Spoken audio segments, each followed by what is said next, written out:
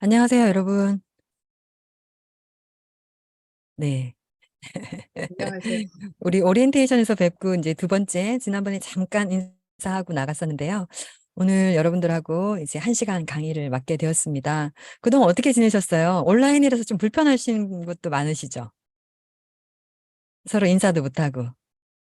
네, 조금만 기다리세요. 이제 온라인 하고 나면 오프라인에서 지난번처럼 또 저희가 우리 그 큰 세팅 했을 때 유용하기도 하고 재미있기도 하고 유쾌하기도 하고 여러 이야기가 나왔습니다. 그래서 그때 그렇게 하도록 하고 오늘은 기술과 인문학이라는 주제로 제가 이제 1시간 강의를 이제 하게 될 텐데요. 강의안이 이미 공유가 됐는지 모르겠어요. 한 200페이지 정도 됩니다. 그래서 그걸 추려가지고 200페이지 정도 되는 거를 추려서 중요한 것만 여러분들에게 공유를 하고 하도록 하겠습니다. 일단 파일 먼저 공유하겠습니다. 네. 어, 제가 감기 걸려서 목소리가 조금 나빠질 수도 있는데 좀 양해 바라고요. 강의 시작하도록 하겠습니다. 기술과 인문학이라는 주제를 제가 한 달 정도 준비를 하면서 제가 경험했던 거, 제가 창업을 하고 제가 사회생활을 하면서 기술과 인문학을 접목했던 거를 여러분들에게 좀 더 이야기를 할 텐데요. 1시간 강의라서 한 30분 정도는 1부, 그리고 30분 정도는 2부 이렇게 진행을 할 예정입니다. 일단 지난번에 여러분들 오리엔테이션 하셨던 사진들을 좀 보시면 좋겠습니다. 네, 처음에 모습이셨고요. 한두 분은 늦게 오셔서 자기소개를 지난번 늦게 하신 분을 봤는데요. 이렇게 여러분들 전 처음에 막 이렇게 약간 딱딱했다가 오리엔테이션을 하면서 점점 밝아지는 여러분의 모습들을 볼 수가 있을 겁니다. 손도 들고 또 동영상을 좀 보여드리면 동영상인가요? 이렇게. 네, 이렇게. 네. 이렇게 워크숍을 했던 기억들이 이제 나시죠? 네, 네. 어, 이제 온라인으로 앞으로 남은 시간들이 있긴 하지만, 지난번에 제 소개를 좀 잘 안 한 것 같아서 일단 제 소개를 먼저 하고 강의를 시작하겠습니다. 저는 밸류 커뮤니케이션이라는 작은 회사를 운영하고 있고요.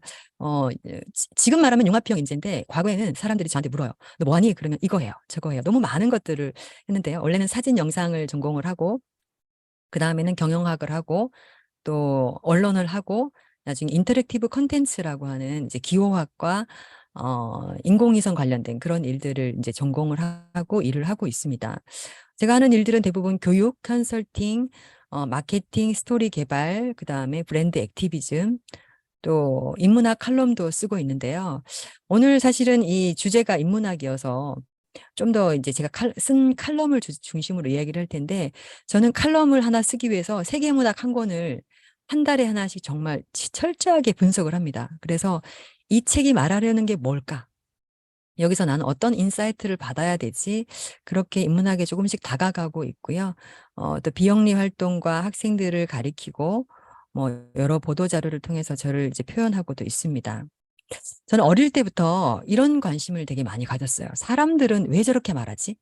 사람들은 왜 저렇게 말할까? 왜 저렇게 행동하지? 그래서 제가 계속 이렇게 걸어온 길을 보면 소비자라는 키워드와 딱 맞아떨어지게 되는데요. 얼마 전에 제가 선능력에 갔더니 이제 여기 광고판에 넷플릭스가 등장을 하고 요게 지나가고는 사진을 못 찍었는데요.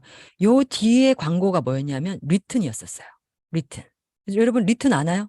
아시죠? 올해 챗GPT가 유행을 하게 되면서 리튼이 굉장히 수혜를 많이 받았어요. 우리나라에서 개발된 인공지능 마케팅 프로그램이고요. 일본까지 진출을 하게 된 걸 알고 있는데 여기에서 보면 사람들이나 이제 광고주들이 어떤 이미지를 쓰고 어떤 키워드로 소비자를 유혹하려고 할까? 저는 항상 그것이 좀 관심이 있었고 또 연구를 하려고 했었어요.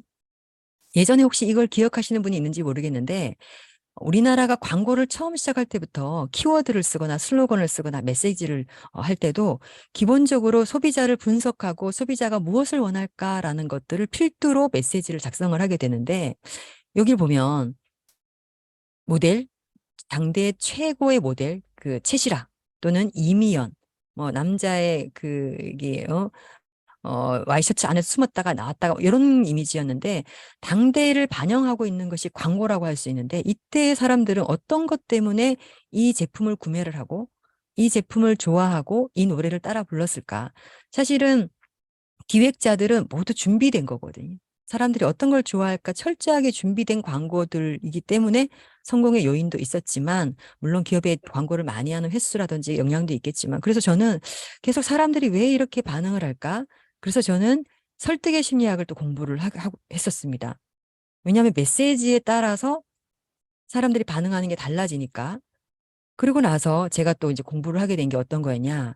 이제 기호학이라고 하는 것들을 공부를 하게 됐는데, 기호학이라고 하는 것들을 조금 더 설명을 드리면, 제가 소비자의 관심을 가지고 있으니까, 예를 들어 장미는 장미인데 이게, 예를 들어 구혼을 하는 남자가 여자에게 주는 장미꽃은 구혼이죠. 프로포즈죠. 의미가 달라집니다. 상징이 되고 기호가 돼요. 자동차는 그냥 탈 것이지만 여기에 상징과 의미가 만들어지려면 성공이라는 키워드를 넣으면 되죠. 그래서 그랜저 광고가 어떻게 하나요? 성공. 그랜저 광고가 성공을 이야기를 하거든요. 그래서 제가 계속 공부했던 것들은 인문학의 브랜드를 또 인문학으로 이런 시각으로 계속 이제 창업과 회사를 운영을 하면서 계속 관심을 가져왔던 분야이기도 하고요. 생각에 관한 생각을 보면 요즘에 뇌에 대한 이야기가 참 많이 나옵니다. 이제는 분석할 게 거의 끝났는지 뇌에 대한 이야기, 인지과학, 인지심리 이런 쪽으로 트렌드가 넘어가고 있는데 소비자를 분석함에 있어서 여기에 보면 다니엘 커너먼은 인간에게 시스템 1, 시스템 2 사고가 있다고 얘기를 합니다. 시스템 1은 무의식적인 사고이고 시스템 2는 의식적인 사고를 이야기를 하는데요. 그래서 요즘에 이제 여기에 영화를 보시면 루시라는 영화를 보셨는지 모르겠어요. 여기에 보면 이 인간 루시라는 사람이 뇌의 용량을 100%를 사용하게 됩니다. 어떤 그 최민식도 나오는 그런 영화인데요.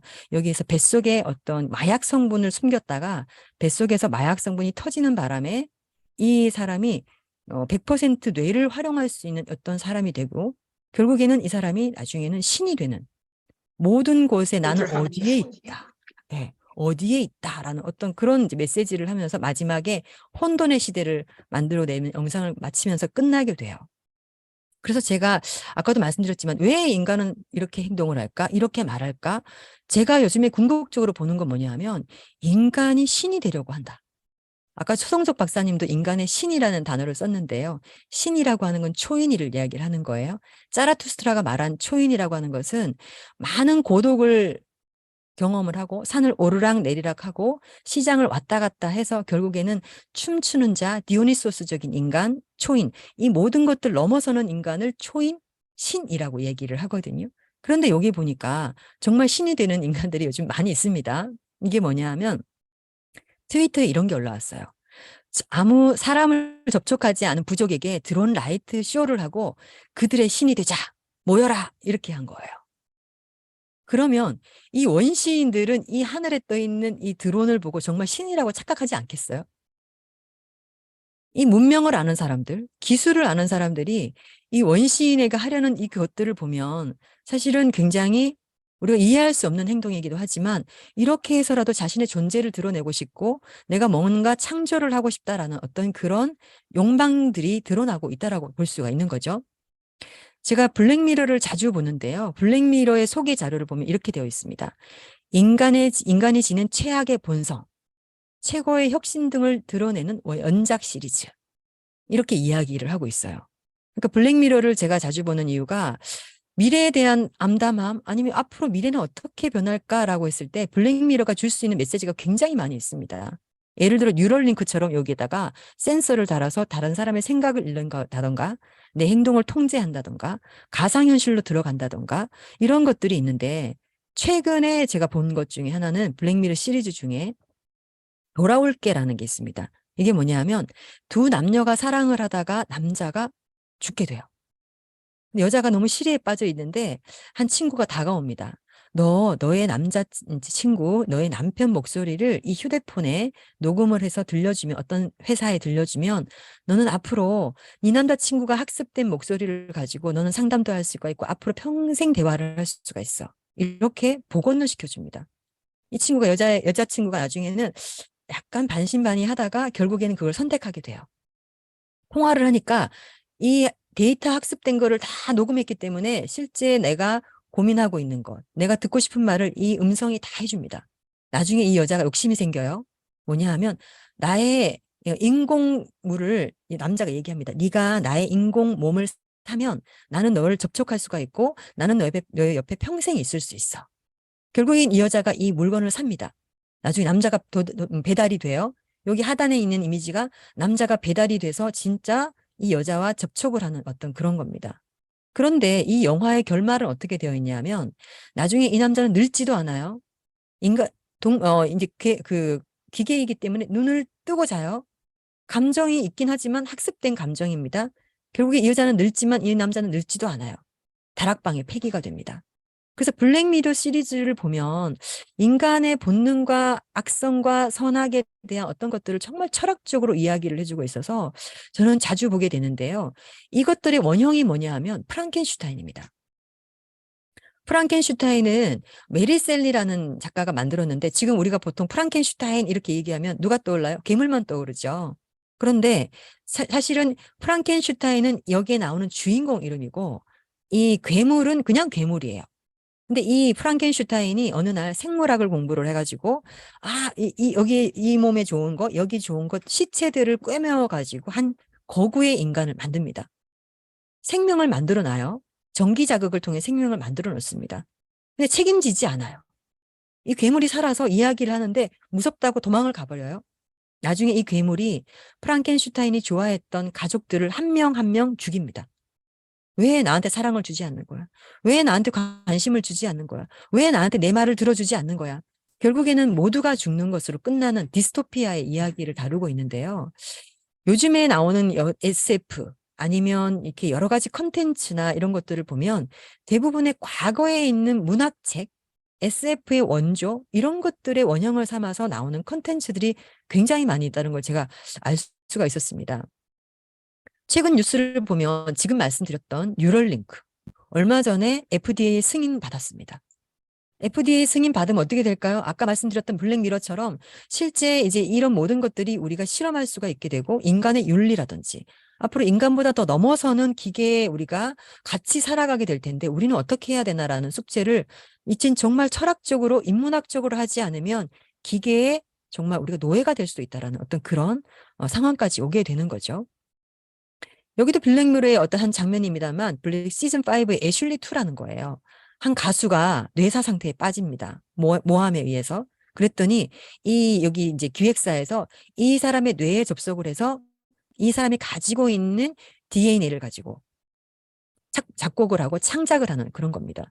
정말 이걸 보면서 야, 이게 앞으로는 가능할 수 있겠다라는 좀 생각이 들었고요. 이 챗GPT가 이런 가능성을 지금 저희들에게 확신을 시켜주고 있어요, 요즘에. 저도 그래서 다양한 커뮤니티에 가입을 해서 이 챗GPT의 동향을 12월 달부터 보고 있습니다. 연구방, 글쓰기방, 사업방, 이미지 생성방, 교육 콘텐츠방 이렇게 지금 제가 5개의 커뮤니티에 가입을 해서 글들을 보고 있어요. 하루에 300개씩 막 이렇게 업로드가 되고 있습니다. 챗GPT에 들어가면 제일 하단에 프롬프트를 깔면 이런 사이트들을 링크할 수 있는 공간들이 나옵니다. 여러분 나중에 제가 이거는 본 수업 때 알려드리도록 할게요. 그래서 저도 제가 많이 해봤습니다. 제 강의 준비를 하는 것도 이제 시켜보고요. 이런 인공지능이 없습니다. 아주 이제는 제가 정말 너무 편하게 살고 있고요. 미드저니를 이용해서 이미지도 만들어 보고요. 그래서 제가 활용하고 있는 것들이 여러 가지가 있는데 지식노동 프로세스, 번역, 기획서, 사업계획, 사례 발굴, 뭐 보편적인 어떤 정보라든지 상담, 토론, 연구 논문. 그래서 제가 1월 달에는 챗GPT를 이용해서 사실은 논문 한 편을 썼어요. 물어보니까 너무 잘 알아요. 물론 2021년까지의 자료이긴 하지만 제가 그때 쓴 논문이 뭐냐면 기업의 착한 기업 컴플렉스라고 하는 논문입니다. 그래서 이렇게 제가 창작 스토리도 그리스 신화로 만들어 보기도 하고 칼럼을 쓰면서 돈키호테 이미지를 만들으라고 하니까 뚝딱 만들어내고 브랜드를 만들어내기도 하고 제가 또 물었어요. 코딩을 만들어 달라고 했더니 얘가 코딩을 만들어줍니다. 나의 검색 엔진, 노진화의 검색 엔진을 만들어줘 했더니 얘가 코딩을 해서 노진화의 검색 엔진을 만들어줍니다. 제가 제 검색 엔진을 만들었을 때는 여기 노진화를 검색하면 제 검색 엔진에는 제 거밖에 안 나와요. 나머지 광고, 네이버 광고 다 필요 없어요. 나의 맞춤화된 나의 검색 엔진까지 만들 수가 있는 겁니다. 그래서 제가 매달 5일마다 챗GPT를 분석을 해보고 사람들을 분석합니다. 3월 5일, 4월 5일, 5월 5일, 6월 5일. 이렇게 해서 제가 분석을 해보면, 아, 사람들의 행태가 처음에는, 아, 이게 뭐지? 라고 검색을 했다가, 그 다음 점점 사람들이 커뮤니티로 모여들었다가, 이제 뭐 이렇게 모여들어요. 그 다음에 모멘텀 패러다임이라는 단어가 막 나오다가, 그 다음에는 이제 경기도 지역적으로 막 올라갑니다. 경기도에서 시작을 해요. 그 다음에 뭐 여러 또 하이클로버에서 AI를 만들었다, 동영상을 만들었다, 이제 이런 거 하다가 이제 5월 5일, 오늘 6월 5일이죠. 조금 전에 오후 3시에 제가 분석을 했을 때는 여전히 공공기관을 중심으로 야, 빨리 챗GPT 해라, 너희들. 이렇게 되어 있고 챗GPT에 대해서 이제 궁금한 사람은 거의 궁금함이 끝났어요. 뭘 하느냐? 이제 내가 응용을 할 때는 거예요. 굳이 여기 와서 기웃기웃 거리지 않아요. 여기 아까 제가 말씀드렸던 이 5가지 채팅방도 조용해요, 요즘에. 왜? 이제 알 만큼 알았다는 거죠. 이제는 응용을 하고 내가 어떻게 이 사람들의 행태를 좀 조사를 해보고 어떻게 교육 사업 모델이든 뭐 AI 사업 모델이든 이거를 한번 적용을 시켜볼까? 눈팅을 한다는 거예요, 이제는. 내가 알 만큼 알았기 때문에. 그래서 이제 나는 불안한 거예요. 포모는 게 뭐냐면 남들은 다 하는데 나는 못하네. 이게 이제 포모라고 하는 거거든요. 저도 제가 포모에 시달리고 있는 거죠, 지금. 예전에 한참 그 코로나가 시작됐을 때 어떻게 했어요? 무조건 오클러스 샀어요, 무조건. 야, 오클러스 없으면 안 돼, 니네. 이렇게 하니까 오클러스 샀어요. 혹시 오클러스 있는 분 계신가요, 여러분들? 손 들어보세요. 없어요. 이게 없으면 친구랑 대화를 못 하는 줄 알았어요, 저. 지금은 어디에? 장롱 속에. 그다음 라이브 커머스 난리 났었어요. 야, 이제 코로나 때문에 라이브 커머스 해야 돼. 다 뛰어들었습니다. 제가 알고 있는 아나운서 그 플랫폼이 있어요. 그 아나운서들이 다 뛰어들었어요. 제가 논문을 하나 썼어요. 라이브 커머스 논문. 왜? 불안하니까. 포모 때문에. 저는 그 불안하니까 새로운 신조어가 나오면 무조건 연구를 합니다. 그래서 발빠르게 다시 또 커머스의 특성과 인플루언서 특성을 이용을 해서 이렇게 했더니 아, 소비자들은 잠깐은 오락성에 치우쳐지긴 하지만 결국에는 정보와 전문성 이게 중요하더라. 상호작용은 잠깐뿐이었어요. 잠깐 일시적인 거. 그러면 우리는 이제 인문학적으로 접근을 해야 되는 거. 왜 사람들은 실용적인 것을 선호하지? 왜 사람들은 상호작용을 선호하는 것일까? 결국에는 대화하고 싶어서. 코로나 때문에 대화하고 싶으니까 사람들이 움직이는 온라인의 정적인 것보다는 동적인 것들을 추구하게 되는 거죠. 이런 것들을 저는 문학책에서 찾고 있습니다. 아, 이렇게 돼서 이런 걸 원하는구나. 인간의 본질이 이런 거구나. 이런 거를 바라는구나. 이런 것들을 볼 수가 있는데요. 메타버스도 마찬가지입니다. 메타버스에서 제페토와 구찌가 뭐 어떻게 됐고 굉장히 많았죠. 그래서 여기에 은행, 기업, 돈을 수천을 들여서 여기에 다 들어갔어요. 학교도 들어갔습니다. 신입생 여러분의 학교를 입학을 축하드립니다. 그래서 이게 신문에 날 만큼 뭐 이렇게 많은 이야기가 있었어요. 그다음에 뭐 국민대는 뭐 메타버스 가이드라인을 만들고 막 그랬답니다. 자, 근데 저도 제가 메타버스 논문을 썼어요. 그 당시에는 핫했습니다. 그런데 이 논문이 조회가 458회에 열람되고 있는 끝이에요. 왜? 메타버스가 이미 벌써 시들어졌거든요. 오프라인이 이렇게 다시 활성화가 되면 메타버스는 물론 계속 발전을 할 테지만 그전처럼 핫하지 않다라는 거예요. 그 당시에는 여기서 공연하는 것 자체만으로도 이슈가 됐어요. 그래서 제가 여기 지역 공연 축제 한 것만으로 논문을 썼을 때는 핫했어요. 그런데 2022년에 메타버스 논문이 몇천 건이 나왔습니다. 2021년에 썼으니까 몇 건 없었어요. 이렇게 지식이 많아지면 사람들은 기술 단어가 많이 유행하게 되면 기술 단어는 매력을 잃어요. 왜? 소셜미디어 전문가입니다. 그럼 여러분 전문성이 있는 것 같아요? 에이, 다 아는 건데 뭐 그런 전문가가 어디 있어. 메타버스 전문가입니다. 그러면 여러분들 매력 있나요? 아니에요. 다 아는 건데. 그래서 기술에서 나오는 단어들은 트렌드가 있어요. 그래서 기술이 아니라 기술을 응용한. 그래서 LG 같은 광고를 하면 보통 얘는 예술적인 옛날에 있는 예술 화가들의 컨텐츠를 가지고 오죠. 사람들은 왠지 예술, 음악, 문학, 미술이라는 단어를 쓰게 되면 고급스러운 것 같으니까 그런 단어들을 선호하는 거예요. 그래서 이제 코로나 한참일 때 이런 영화도 많이 이제 등장했습니다. 레디 플레이 원을 저는 몇 번을 봤거든요. 레디 플레이 원에서 뭐라 그러냐면 마지막에 이제 왓츠라는 사람이 게임에서 최종 이깁니다. 이기면서 이 오아시스라고 하는 이 전체 이제 게임 시장을 얘가 이제 가지게 되는데 이렇게 얘기해요. 마지막에 현실로 돌아가라. 화요일 날은 게임하지 않고 현실에서 살자. 이렇게 얘기를 합니다. 스노우 크래시라는 이 이제 소설은 사람들이 스노우 크래시라는 단어에서 메타버스가 나왔다고 하지만 메타버스에 관련된 책인데도 불구하고 읽어본 사람들이 많이 없어요. 여기에 보면 주인공이 가지고 있는 직업이 택배 기사입니다. 근데 요 근래에 택배 기사라는 택배 기사라는 드라마가 나왔어요. 넷플릭스에. 이렇게 모든 콘텐츠의 원형은 어떤 계속 돌고 그러니까 저같이 아는 사람들은 이게 이거네라고 이야기를 하니까 택배 기사라고 하면 더 컨셉을 알고 더 볼 수 있는 어떤 매력 포인트를 읽어낼 수 있다라는 거죠.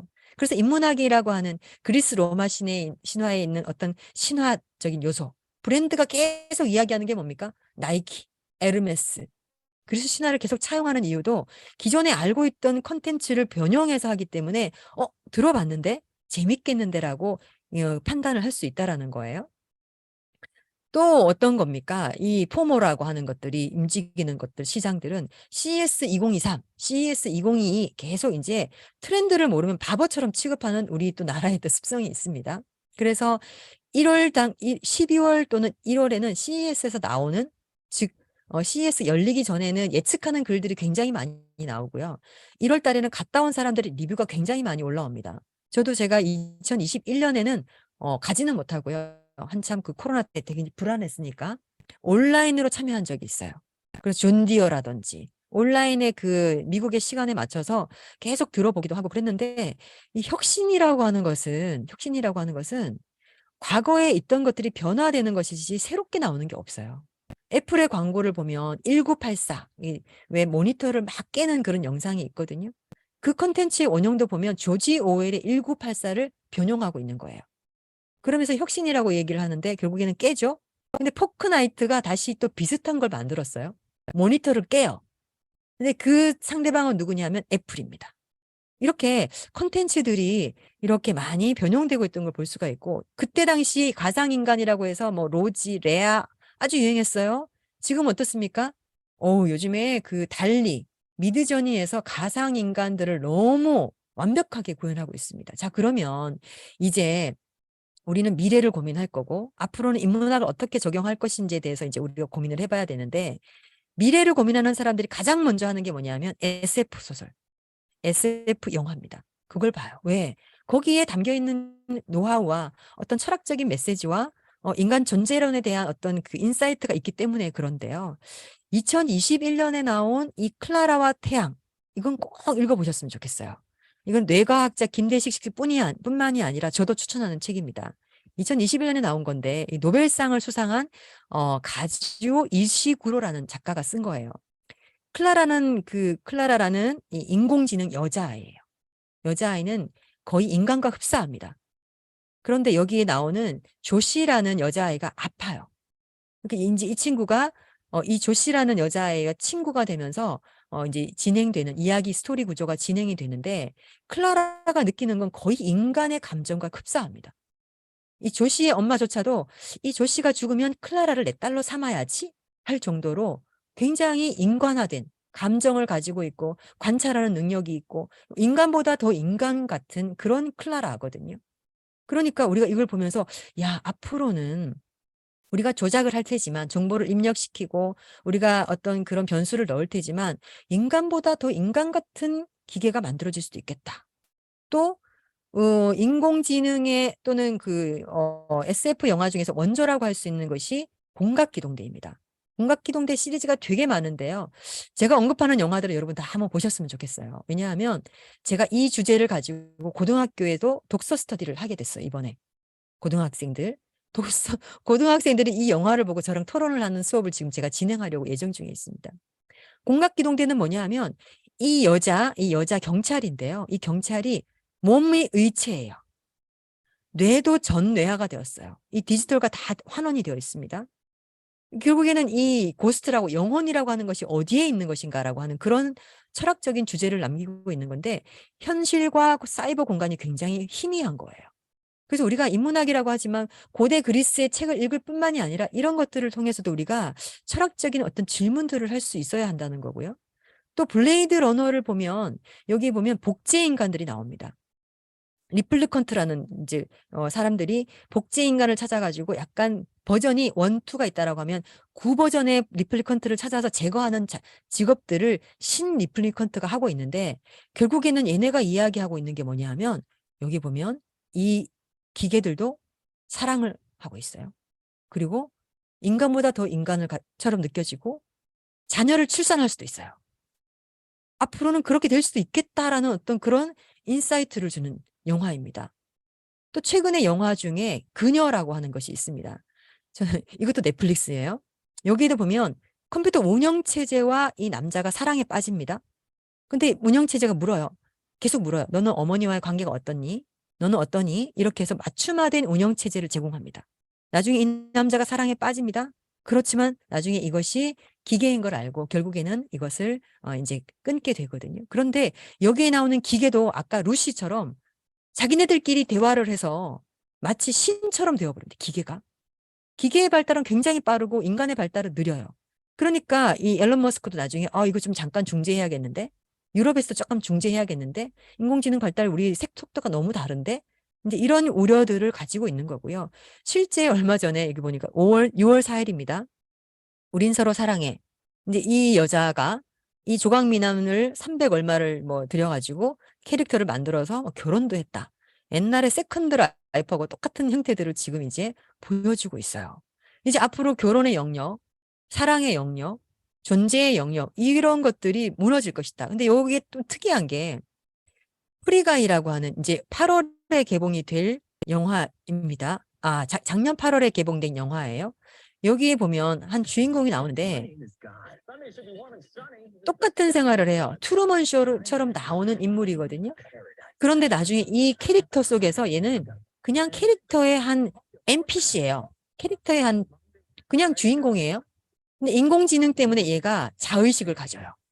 자유의지를 가집니다. 그래서 똑같은 생활을 난 부족한 게 없다고 생각했어. 근데 이제 부족한 게 생겼어. 자의식을 가져요. 이 안에서 사랑을 해요.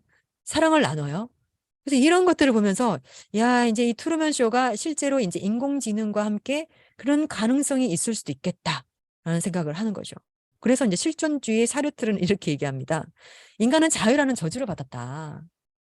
우리가 얘기하려는 건 오늘 자유거든요. 거의 컨셉은 인간이 자유를 가진 것처럼 인공지능도 자유를 가질 거고 앞으로 우리가 어떻게 해야 되냐 미래는 어떻게 해야 되냐 이게 사실은 논점인데 여기에 책임이 있다라고 하는 부분들을 샤르트르는 이야기를 하고 있어요. 자, 그래서 여러분들이 지금까지 들은 것 분야를 또 따져보면 여러분은 기술 분야입니다. 딥테크 분야예요. 제가 제출한 자료들을 쭉 보면 로봇, 바이오, 머신러닝, 투자, 사물지능, 뭐 인공지능 쭉 있어요. 여러분이 제출한 자료들에 의한 것들입니다. 지금까지 본 영상을 보면서 내 콘텐츠, 내 비즈니스는 앞으로 어떻게 발전할 것인지 여러분 혹시 고민해 본 적 있나요? SF 영화를 보든 소설을 보든 지금 당장만 본다라고 하면 여러분들은 멈출 수밖에 없습니다. 하지만 내가 좀 더 미래를 볼 수 있다라고 하면 좀 더 새로운 기회를 얻을 수가 있겠죠. 자, 그래서 제가 여러분이 보내주신 이걸 가지고 좀 분류를 해봤습니다. 기술 분야 나눠보니까 4가지 분야로 나뉘더라고요. 기술 분야는 로봇, 바이오, 머신러닝, 사물지능, 인공지능과 같다. 이거는 사람의 상호작용을 고려할 수밖에 없어요. 그러면 인간의 본능이 뭔지 알아야 됩니다. 예술 및 디자인 분야 이것도 마찬가지예요. 근데 이거는 역사적 맥락을 알아야 돼. 이거는. 왜냐하면 예술적인 표현들을 보면 르네상스 시대라든지, 그죠? 천지창조 그러면 손가락 이렇게 연결하는 그런 거라든지, 브루넬레스키라든지 이 예술적인 감각을 익히고 사람들에게 전해주려면 이 역사적인 맥락을 이해하지 않고는 어렵다. 이 문학을 공부를 해야 되는 거예요. 세계사 공부해야 되고 여러분들이 해야 된다라는 거죠. 또 비즈니스 경제 분야도 마찬가지로 소비자 행동, 마케팅 전략, 브랜딩 이걸 하려면 도대체 사람들은 왜 관음증에 빠진 걸까? 왜 사람들은 소비자들은 지갑을 열지 않지? 근데 엉뚱하게 지갑을 열까? 왜 그 컴퓨터를 사려고 삼성, LG를 비교했다가 엉뚱하게 애플을 살까? 도대체 왜? 사람들은 그렇게 행동할까? 이것이 다 보면 과거에 우리가 정말 읽기 싫었던 인문학 책들에 보면 이런 답들이 나와 있다는 거죠. 일리아드와 오디세이에 보면 신들의 전쟁 같지만 사실은 그 안에 인간의 욕망이 있고 네가 돈을 선택할래? 아름다움을 선택할래? 명예를 선택할래? 그런 것들이 들어있다라는 얘기인 거죠. 교육 분야도 마찬가지입니다. 내가 뭔가를 창의적인 사고를 하든 보편적인 사고를 하려면 돈키호테를 읽고 도대체 이 인간이 왜 풍차를 돌진하는 거야? 왜? 이제 이런 것들을 또 볼 수 있으려면 그런 책들과 여러 가지 콘텐츠들을 볼 수 있어야 되는데 영상 하나를 볼게요. 얘는 도대체 왜 이렇게 광고를 했을까요? 지그재그 광고입니다. 청이죠. 다이어트한 건 뭐죠? 확실히 해외 사는 사람들은 텐션이 달라. 정말 그런 거 아니야? 뭐야? 저거 진짜 입으려고 고른 거야? 끼려 사는 거.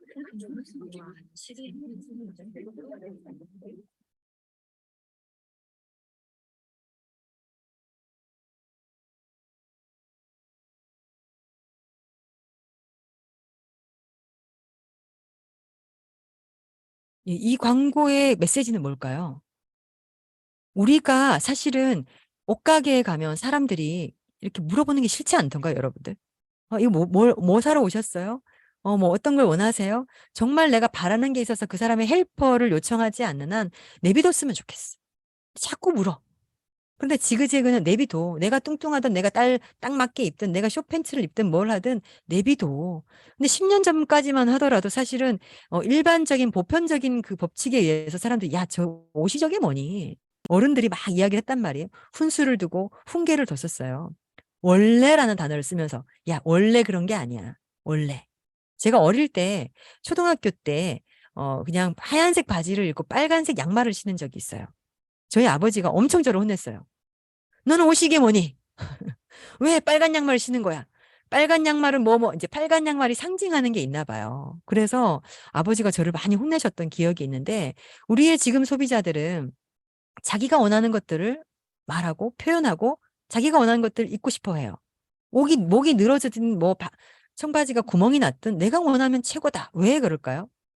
많은 철학자들이 여러분의 주체성을 강조하고 여러분의 소리를 들으라고 하고 여러분의 인생을 살라고 하고 성공이 중요한 게 아닙니다라고 계속 이야기를 하니까 사람들이 그 방향으로 가게 되고 들레즈라든지 요즘에 다시 막 많이 읽히게 되는 책이 뭐예요?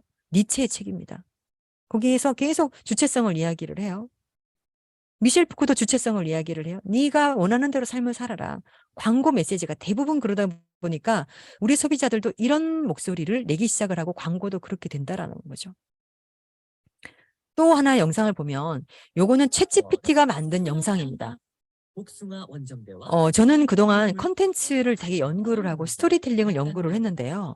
여기에 내용에 보면 이제 베스킨라빈스가 챗GPT를 이용한 첫 광고다 이렇게 광고를 했어요. 근데 여기에 보면 인간의 심리가 들어 있습니다. 어떤 거냐? 베스킨라빈스의 아이스크림을 먹고 싶은 사람들이 되게 지쳐 있는 사람들이 있는데 몇 명의 영웅들이 어떤 위험한 성에 가서 괴물을 물리치고 아이스크림을 갖고 와서 사람들에게 줬더니 사람들이 행복해졌다. 이 내용이에요. 아주 심플한 내용입니다. 그런데 이 스토리 구조가 영웅을 희화화한 거예요. 아이들이 이 이제 광고를 볼 때 나도 영웅이 되고 싶다. 인간의 본성 근간은 영웅 심리거든요. 그러니까 프로프라는 독일의 심리학자, 러시아의 심리학자들이 스토리를 수십 년간 연구를 하고 인간에게 맞는 스토리는 이런 겁니다라고 하는 그런 것들을 수십 년 동안 연구했는데 챗GPT가 한순간에 끝내버렸어요. 인간의 심리는 이런 것들을 반영하고 이런 영상을 만들면 소비자들이 좋아할 것이다. 실제로 베스킨라빈스가 대박이 났습니다. 제가 이제 한번 분석을 해봤어요. 그랬더니 결국에 이 갈등 구조는 영웅의 여정이었기 때문에 전통적인 패턴을 따르면서도 영웅이 목표를 달성하기 위한 여정, 장애물과 도전. 여러분 그 게임을 보세요. 게임을 보면 대부분 장애물을 극복하고 도전에 직면하는 것들이에요. 그리고 그 배경은 뭐죠? 신화에서 많이 차용을 합니다. 그러니까 신화에서 내가 영웅이 되고 물리치고 도전하고 이기고 가만히 있는 게 아니라 뭔가 도전하는 그런 인간 심리를 반영하게 되는 거죠. 자, 그래서 이렇게 여러분이 사업한 진출 분야가 이렇게 많은 변화를 겪고 있고 또 앞으로 여러분 광고를 걱정하지 않으셔도 됩니다. 인공지능이 광고를 만들어주고 있기 때문에 이것도 인공지능이 만든 광고입니다. 보세요. 여러분의 심리를 다 파악해요. 여러분이 어떤 사업이다라고 인공지능에 입력만 하면 얘네가 광고 스크립트를 짜줍니다. 우리 소비자는 누구입니다. 30대입니다. 여성입니다. 어떤 누구입니다. 라고 했을 때 스크립트를 짜주기 때문에 지금 보신 광고는 20대에 굉장히 재미있는 코카콜라와 비슷한 컨셉팅이죠. 이런 것들을 짜주고 있다는 거예요. 책을 만들거나 여행을 경험하거나 뭐 제안서를 만들거나 근데 이런 것들이 앞으로는 쉬워지니까 이제 우리는 무엇을 고민해야 되느냐. 정말 우리의 소비자들은 무엇을 원할까? 이제 부수적인 이런 프로세스는 여러분은 하지 않으셔도 되는 세상이 왔어요. 그 좀 더 인간에 집중하고 인간의 존재가 뭔지 좀 더 알아보는 쪽으로 집중을 해야 한다라고 하는 것이죠. 그래서 인간 접근 방식에 대한 깊은 이해가 필요한 것이고 이 잠재적인 요구사항 간단하지가 않아요. 이 복잡한 인간들, 흥미를 급속도로 잃어버리는 이 인간들의 심리를 파악하는 것들이 여러분의 사실은 숙제라고 하는 부분입니다. 그래서 기술이 욕망하려고 하는 것들은 결국엔 욕망이라고 하는 건데 욕망을 보면 파우스트에 이런 대화가 나와요. 제가 최근에 파우스트 책을 읽었는데 이 악마가 이제 주님하고 하나님하고 내기를 해요. 이 파우스트를 한번 건드려 보자. 얘가 내가 원하는 걸 다 주면 얘가 넘어올지 안 올지 영혼을 줄지 안 줄지 내기를 하자라고 하는데 나중에 이 악마가 이렇게 얘기를 해요. 사람들은 아름다운 형상을 보여주는 것 후각, 입안의 달콤한 맛 미각, 감각은 황홀경에 이를 것입니다. 라고 얘기를 해요. 그러면 즉 기술이 궁극적으로 추구하려는 것은 욕망인데 감각이라는 거죠. 자 볼게요. 감각, 오디오와 이미지로 다중 모델을 출시했어요. 멀티모달이에요. 감각의 모델까지 인공지능이 가능합니다. 그러면 인간에게 느끼는 건 5가지 감각이 있죠. 미각, 촉각, 후각, 청각, 시각. 기술의 발달을 보니까 시각 볼게요. 시각은 생체 공학의 눈으로 발전하고 있어요. 그죠? 인간의 욕망이 오감이라면 감각이라면 이제 우리의 기술은 대부분 5가지로 변화된다라고 하는 거죠. 이렇게 해서 여기 보면 장애인들을 위한 시각장애를 앓고 있는 이분들을 위한 기술이 개발되고 뇌에 전달하는 역할을 해서 이분들이 좀 더 나은 삶을 살 수 있도록 만들어주게 되는 것이죠. 아름다움을 볼 수 있는 아름다움의 시각에 대한 것들이 변하는 것처럼 우리는 구글 엑스퍼데이션 같은 경우에는 우리의 시각 어떻게 보는 것들의 각도를 만들어주고 있고요. VR 콘텐츠를 통해서 우리가 가지 못하는 세계들을 구현해주고 있는 그래서 시각적인 기술과 여러 가지 콘텐츠들이 만들어지고 있는 거고 가상현실 군사훈련도 마찬가지입니다. 네, 이런 것들도 시뮬레이션을 시각적으로 만들어주고 있는 거죠. 구글 엑스플레이션도 잠깐 볼까요? 아, 이 영상이 아니네요. 네. 자, 그 다음에 청각으로 넘어갔습니다. 청각도 보니까 AR 기술로 청각 목소리를 흉내낼 수 있어요. 만약에 첫째, 둘째, 셋째가 있는데 셋째가 말을 못하거나 듣지 못해요. 기술을 통해서 이거를 찾아서 들려주는 서비스들이 지금 많이 개발되고 있어요. 빵집을 운영하는 우찬휘 씨. 못했는데 나중에 기술을 만들어냅니다. 또 이 웨어러블 보청기라는 것도 만들어지고 있고요. 또 여기에 보니까 100% 가까이 회복할 수 있는 것들을 영국에서 이미 개발을 합니다. 근데 이런 모든 것들이 인간의 이로움을 돕는 것, 인간의 생활을 돕는 것, 좀 더 나은 삶을 위한 어떤 그런 것들로 가고 있는 것들이죠. 근데 요즘엔 또 이제 이 시각적인 것도 이 듣지 않을 자유까지 주고 있습니다. 노이즈 캔슬링, 이야, 이거는 제가 너무 잘 쓰고 있어요. 제가 기차를 타고 학교를 다니고 있는데 기차 소리가 굉장히 시끄러워요. 노이즈 캔슬링만 딱 켜면 소리가 전혀 들리지 않습니다. 조용히 왔다 갔다 할 수 있어요. 이렇게 기술은 시각과 청각 또 후각에도 영향을 미칩니다. 후각은 이 전자코를 개발을 해서 화학, 의료, 음식물 품질, 군사 다양한 분야에 사용을 하는 거죠. 근데 이게 이제 모든 기술은 개발되어 있습니다만 나쁜 쪽으로 쓰면 안 되는 거죠. 근데 어쨌든 이렇게 암까지 개발할 수 있는 후각이 되는 거고요. 일본에서는 네, 이런 맛을 개발할 수 있는 요 맛을 느끼면 하나하나가 다 맛이에요. 이렇게 해서 이 맛을 느낄 수 있는 기술까지 개발을 했어요. 근데 여기 잘못 사용되면 어디까지 사용될 수 있죠? 나쁘게 사용하면 마약도 가능할 수 있습니다. 이렇기 때문에 우리가 정말 인간에 대한 이해를 더 본질적으로 해야 되는 거고요. 촉각에 대한 부분도 마찬가지예요. 촉각도 좋게 사용하면 정말 좋은 게 많아요. 나쁘게 사용하면 또 나쁘게 사용할 수 있는 거죠. 여기 보니까 가상현실의 촉각을 더해서 기술을 이용해서 의료에 사용한다든지 손에 감각적으로 이용을 해서 터치를 한다든지 그래서 나중에는 메타버스에서도 이제 냄새가 디지털 냄새라는 것이 있습니다. 디지털 냄새가 디지털로 가능해요. 온라인으로. 지금도 기술이 개발되어 있습니다. 게다가 후각, 촉각, 미각도 경험할 수 있는 세상이 올 수 있다라는 것들입니다. 웨어러블은 이런 모든 것들을 가능하게 하죠. 정말 미래가 너무 궁금합니다. 이 AR 그 소방 헬멧도 많이 지금 개발되어 있는데 여기 보면 컴퓨터가 중계기가 있고 레이더가 있고 있어서 이제는 소방서들이 화마에 다치지 않을 만큼 웨어러블 서비스들이 개발되고 있는 거예요. 그래서 이 오감이라고 하는 것들이 계속 제가 이렇게 쭉 설명을 드렸는데 결국에는 이 욕망을 표현하는 것들이 감각적인 것으로 가고 있다라고 하는 것이죠. 그래서 그러면 이제 우리가 인문학에서 어떻게 욕망을 볼 수 있는 것인지. 저는 여러분들에게 추천드리고 싶은 것은 아까 말씀드렸던 영화 그리고 제가 나중에 칼럼을 제가 공유 드릴게요. 제가 매달 아까 하나씩 칼럼을 쓰고 있다라고 했는데 정말 한 달에 하나씩 정말 깊게 고민을 하고 칼럼을 하나를 써요. 자라투스트라든지 레미제라블이라든지 남들이 해놓은 콘텐츠들 여러분이 보면서 여러분이 간접적으로 경험하실 수 있으면 됩니다. 이제 나 책 읽기 너무 힘든데 그러면 여러분들 인공지능에다가 검색하세요. 레미제라블을 요약해줘. 다 해줍니다. 거기에서 내가 무엇을 얻을 수 있지? 인사이트를 이야기를 해줘. 말해줍니다. 여러분들이 좀 이제는 좀 더 그런 부분들을 좀 학습하셨으면 좋겠고요.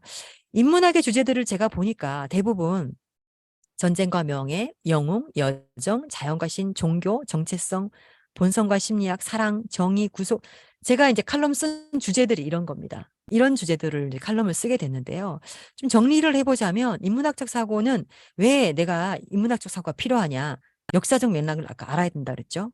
그리고 인간 삶을 이해하니까. 전쟁이 그때 로마 시대에 일어났던 전쟁이 왜 지금도 로마 시대의 전쟁을 이야기하고 있느냐. 인간의 심리는 그렇게 본성이 크게 과거와 현재가 다르지 않아요. 존엄성 이런 것들도 마찬가지입니다. 조금 살펴볼게요. 한동훈 그 법무부 장관이 해외 출국을 하면서 빨간 책을 들고 나갔어요. 뉴스에 났습니다. 이게 무슨 책이야? 사람들이 막 이제 봤어요. 막 가로로 이렇게 봤더니 이게 펠로폰네스 전쟁인 거예요.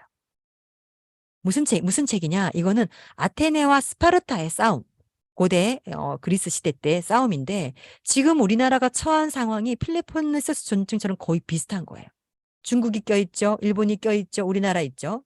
게다가 대만이 지금 중국하고 약 문제가 있어요. 우리나라는 미국의 손을 잡을 것인지 뭐 여러 가지 문제가 있습니다. 도시국가들의 싸움과 우리나라의 처한 상황이 거의 비슷하기 때문에 아마 한동훈 장관은 그런 것들 인사이트를 얻기 위해서가 아니었나 싶어요. 그러면 여기에서 낀 사람이 하나가 있어요. 소크라테스는 얘네들 때문에 죽었어요, 사실. 소크라테스가 이기면서 아테네가 민주제에서 과두제로 바뀝니다. 그래서 야, 니네 정신 차려. 우리 이렇게 살면 안 돼. 결국에는 나중에 참형을 당하게 되죠. 이런 인사이트를 여기서 읽을 수가 있다는 겁니다. 또 제가 쓴 칼럼 중에 카프카의 변신이 있는데 여기는 인간 존엄성을 이야기를 해요. 인공지능 시대에 딱 맞는 책입니다. 이게 어떤 내용이냐면 이 어떤 여기 그레고리 잠자라는 남자가 있는데 어느 날 아침에 자고 일어나니까 벌레가 됐어요. 요즘에 아이들이 이걸 굉장히 많이 쓰고 있거든요. 엄마한테 물어봐요. 엄마, 내가 갑자기 벌레가 되면 어떡할 거야? 이제 이게 요즘에 SNS에서 한참 유행했던 컨텐츠예요. 근데 나중에 이 벌레가 된 남자는 나중에 아버지가 던진 사과에 맞아서 멍이 들어서 병들어서 방에서 죽어갑니다. 나중에 죽게 돼요. 근데 죽고 나서 얘는 자유를 얻은 거예요. 왜냐하면 더 이상 열심히 돈 벌지 않아도 되고 가족 3명에서 이 사람만 바라봤던 것들이 이제 더 이상 하지 않아도 되고 나는 이제 존재에서 해방이 되는 거예요.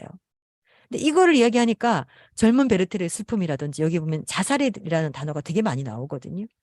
그 인간 존엄성에 대한 것들을 우리가 읽을 수가 있는 거고요. 또 인문학 책들을 읽다 보면 또 어떤 걸 보냐면 이게 이제 셰익스피어의 4대 비극입니다. 인간 본성을 볼 수 있어요. 맥베스나 햄릿을 보면 왜 사람을 죽이고 왜 배신을 하고 왜 저렇게 돌아설 수밖에 없느냐 왜 사랑이 저렇게 이루어지지 않느냐 이거 보면 우리의 삶과 굉장히 비슷한 것 같아요. 아침 드라마는 대부분 셰익스피어의 비극에서 따온 것들이 굉장히 많이 있어요. 컨텐츠의 원형이 여기서 온다라는 거죠. 그러면 여러분들이 하려고 하는 비즈니스에서도 사람의 본성, 배신 이런 콘텐츠들을 활용할 수 있는 거고 아니면 광고 여러분이 여러분의 사업을 광고할 때도 마치 햄릿에 있는 이 오피리아 이 이미지를 써가지고 비슷한 컨셉으로 주제를 쓰면 사람들은 봤던 이미지이기 때문에 흡수가 빨라요. 무슨 말이냐.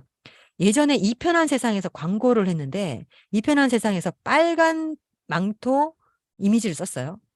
빨간 망토가 어떤 거예요? 늑대에게 잡아먹히는 어떤 그런 캐릭터죠.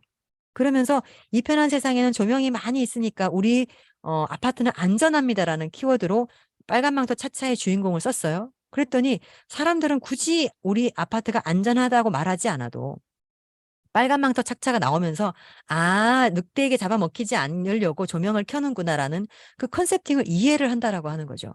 그래서 여러분이 광고를 하실 때에도 기존에 새로운 것들을 하실 필요가 없습니다. 기존에 있던 컨텐츠를 변형을 하게 되면 소비자가 훨씬 더 빨리 이해를 하고 수용을 하거나 좀 더 매력적으로 다가갈 수 있다라는 부분들이 생기는 거죠. 예술, 문학, 문화에도 이런 것도 마찬가지예요. 이것도 섹스피어의 한여름밤의 꿈이라고 하는 건데 이것 때문에 음악이 생기고 음악이 만들어지고 영화가 만들어지고 연극이 만들어지고 오페라가 만들어지고 그래서 이 그림, 그래서 아까 말씀드린 LG 같은 경우에는 이 예술을 통해서 걔네 광고를 많이 하잖아요. 그럼 굉장히 이 제품을 사게 되면 나는 고급스러운 것들을 왠지 고급스러운 사람인 것처럼 느낄 수도 있다. 이런 상징적 의미를 예술에서 차용을 하는 겁니다. 레미제라블 같은 경우에는 여기엔 정의, 구속, 연민과 용서입니다.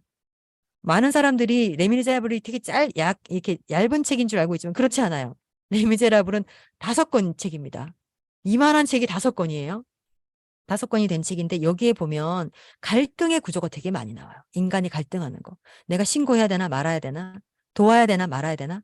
근데 그런 것들, 이런 것들이 굉장히 많이 나오고 있는 것들이고요. 그래서 여러분이 이 인문학에 대한 이 키워드들을 내가 앞으로 우리 사업에 어떻게 적용할 것인가? 만약에 내가 굉장히 퀄리티는 뭐 이제 아주 뭐 VIP 산업이다. 라고 한다라고 하면 약간 계급과 불평등을 자극하시면 좋겠죠. 니네 이거 못 쓰지? 다른 사람은 쓸 수 있어. 우리는 쓸 수 있어. 사실은 이런 것들을 여러분들이 응용할 수 있다라고 하는 겁니다. 그리고 이제 제가 봤던 거는 이제 안나 까레리나 같은 이제 이런 책에서도 보면 기차가 상징하는 건 산업혁명이에요. 소설에는 숨은 상징적인 의미가 굉장히 많이 있거든요. 여러분들도 결국에는 상징적인 의미를 응용을 하거나 소비자에게 줄 수 있어야 한다라는 거고요. 지금의 소비자들은 상징을 너무 좋아해요. 기생충 영화가 끝났을 때 어떻게 됐나요? 블로그에 막 엄청 많이 올라왔어요. 글이. 이게 상징하는 게 뭐야? 이게 뭐야? 이렇게 많이 올라왔습니다.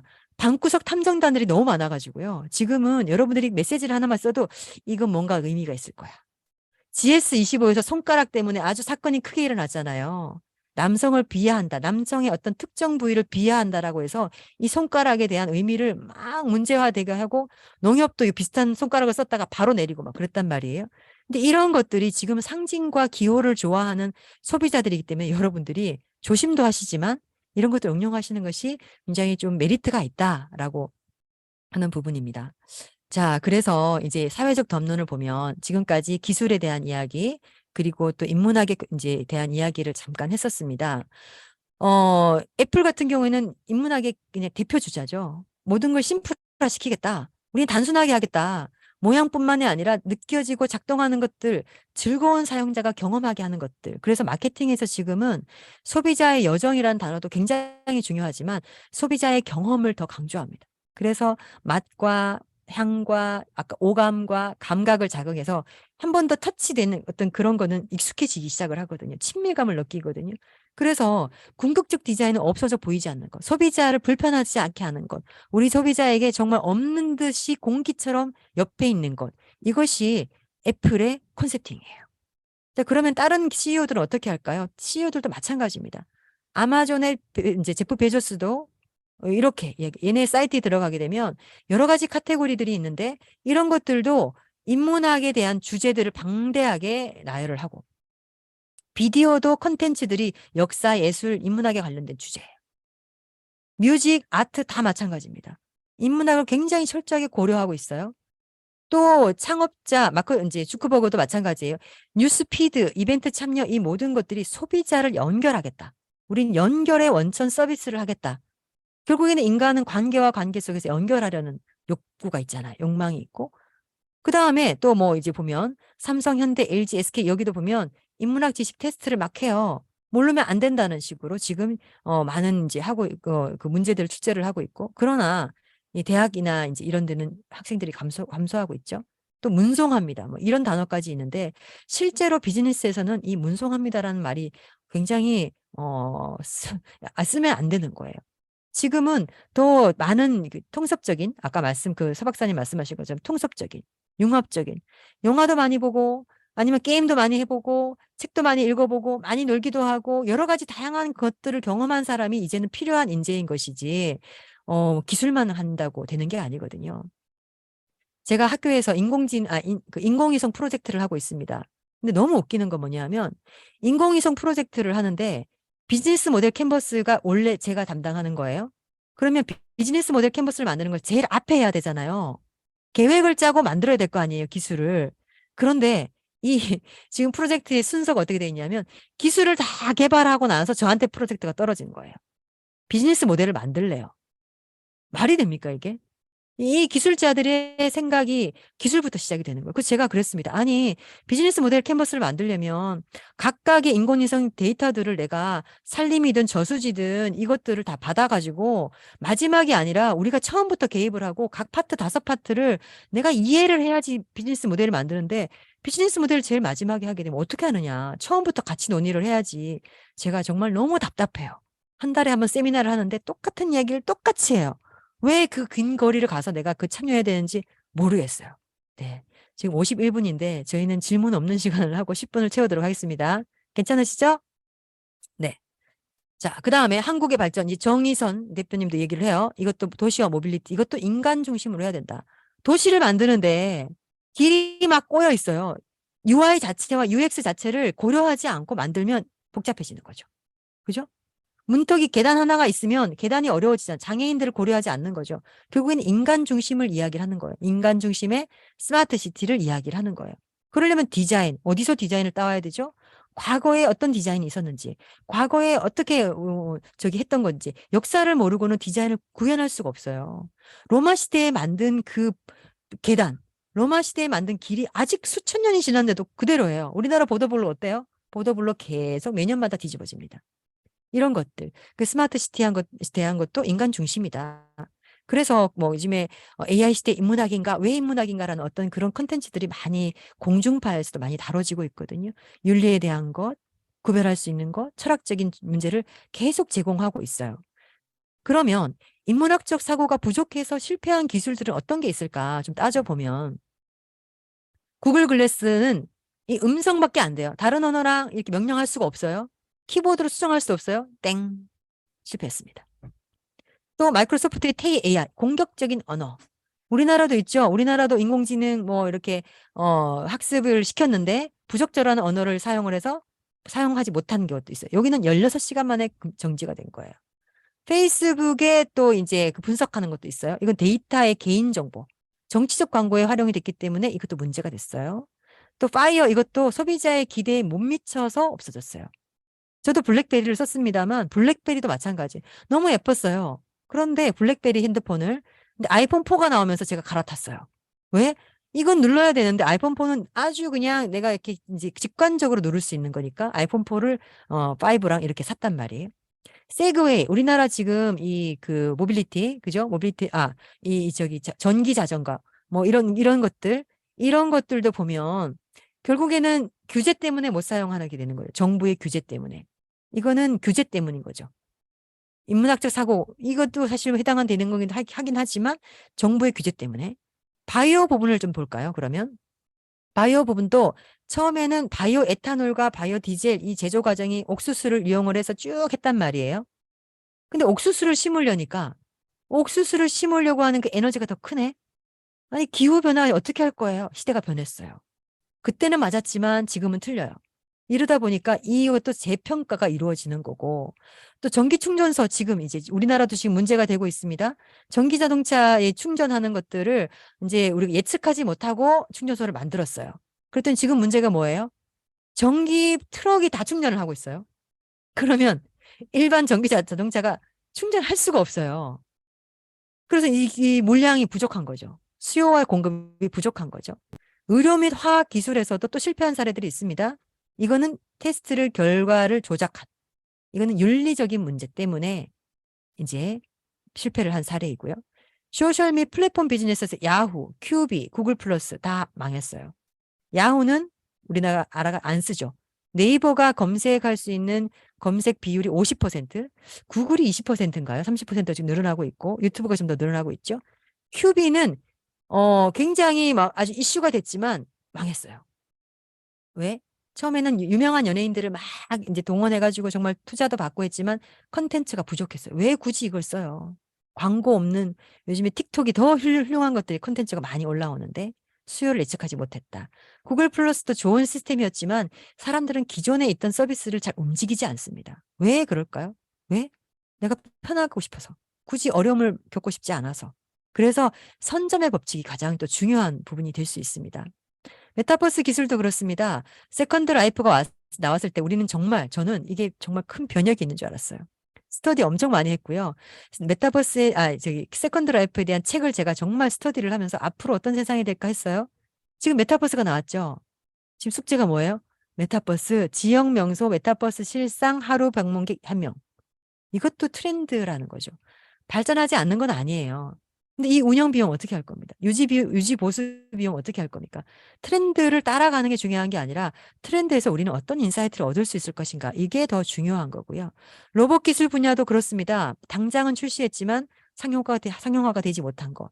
미래를 보지 못했기 때문에 그런 거고 인공지능과 빅데이터도 마찬가지입니다. 예측하지만 예측에 대한 어떤 그런 것들이 지금 당장은 그러겠지만 아니면 어떤 이렇게 이제 성별 다양성에 대한 문제 때문에 쓰지 못하게 되는 그런 경우도 있다라고 하는 겁니다. 그래서 여러분들이 이 과학기술, 어떤 기술이든 이걸 보면서 우리는 생각해 봐야 될 점이 인간소외라고 하는 거예요. 인간소외. 인간 존재가 뭐냐. 프랑켄슈타인에서 나 좀 사랑해줘. 나 좀 내 이야기 좀 들어줘. 우리 소비자들이 이야기하는 게 뭡니까? 틱톡에서 내가 글을 올리는 게 뭐예요? 내 거 좀 봐줘. 인스타그램에서 내가 떠들고 있는 내용은 뭐예요? 내 소리 좀 들어줘. 결국에는 우리의 제품과 서비스는 인간소외. 막 불안감, 열등감, 소외감, SNS 무인도. 이런 소비자들의 심리들을 좀 파악을 하고 여러분이 접근을 해야 된다라고 하는 거고요. 그래서 이런 단어들도 굉장히 조심해서 써야 됩니다. 마약 김밥 미쳤다 막 이렇게 하잖아요. 이게 너무 일반화가 되면 마약이 세상에 보편화가 됩니다. 아무리 생각해도 이것도 문제인 거죠. 기술을 생각하지 않고 소비자를 고려하지 않으면 미니 바둑 초콜릿이에요. 말도 안 되는 겁니다. 매직 음료수, 딱풀 캔디, 서울우유 샴푸. 이건 정말 만들 때 생각하지 하고 만드는 거예요. 이 아이들이 이걸 먹으면 어떻게 해야 될까요? 이걸 기획한 기획자는 분명히 아이가 없었을 겁니다. 그래서 여러분들이 이걸 고려하실 때 여러 가지들을 고려하셔야 되고요. 앞으로 이제 비즈니스 방향을 저와 이제 여러 가지 원페이지 프로포절과 이제 사업 계획서를 만들 텐데 여러분들은 소비자를 분명히 기억하시고 그들이 원하는 게 뭔지 그리고 그들이 뭘 얻고 싶은지 결국에는 자유라는 키워드를 중심으로 여러분들이 인문학적 사고를 할 수 있었으면 좋겠습니다. 네, 죄송합니다. 여러분 10분 시간을 쉬는 시간을 드려야 되는데 제가 2분밖에 안 남겨가지고요. 네, 2분 동안 쉬시고 여러분 다음 시간을 네, 수업 들으셨으면 좋겠습니다. 죄송합니다. 다시 한번 죄송한 말씀을 드리면서 수업을 마치도록 하겠습니다. 감사합니다. 감사합니다.